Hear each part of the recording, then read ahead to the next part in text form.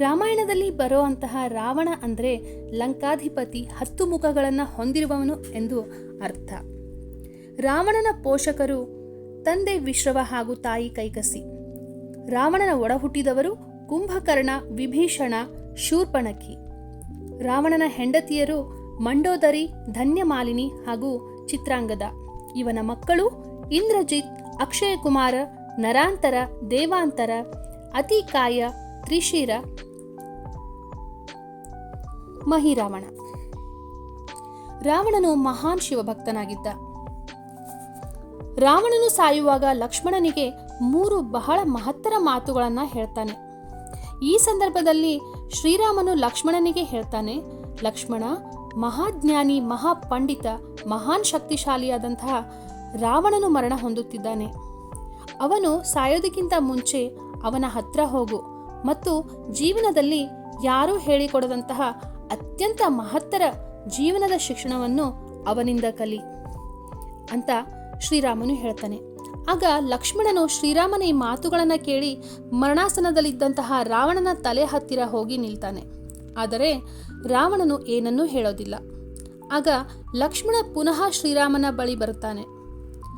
ಆಗ ಶ್ರೀರಾಮನು ಲಕ್ಷ್ಮಣನಿಗೆ ಹೇಳ್ತಾನೆ, ಯಾರಿಂದನಾದರೂ ಜ್ಞಾನವನ್ನು ನಾವು ಪಡೆಯಬೇಕೆಂದರೆ ಯಾವಾಗಲೂ ಅವರ ಪಾದಗಳ ಹತ್ತಿರ ನಿಲ್ಲಬೇಕು.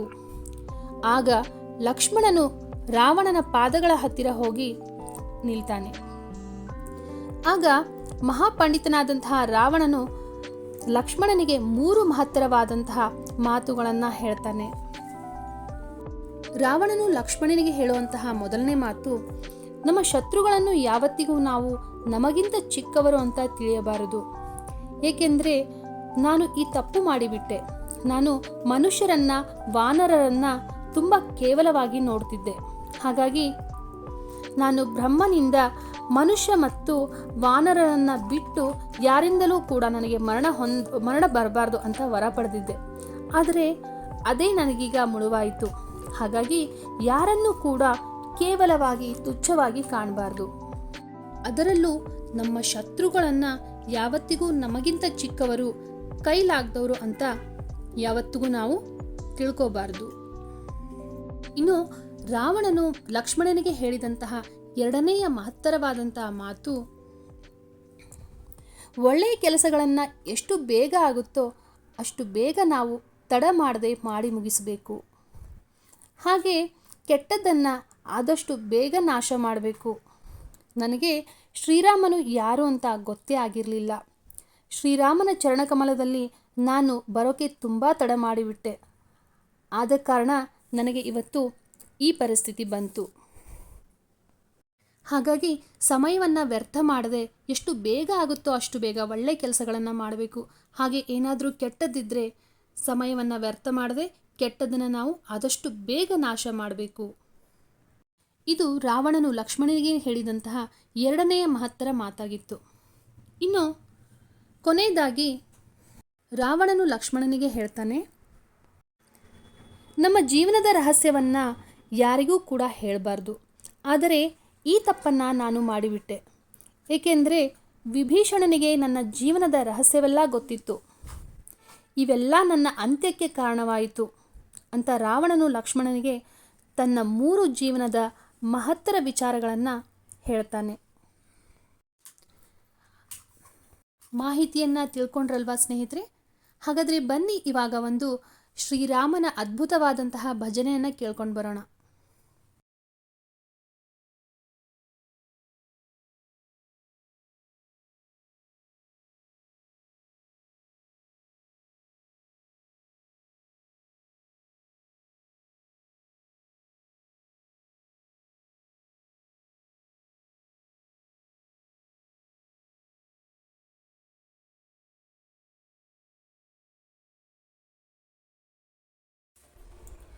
ಬಂದಿರಲ್ಲ ಒಟ್ಟು ಸೇರುವ ಶ್ರೀರಾಮಚಂದಿರನ ಭಜನೆ ಮಾಡುವ.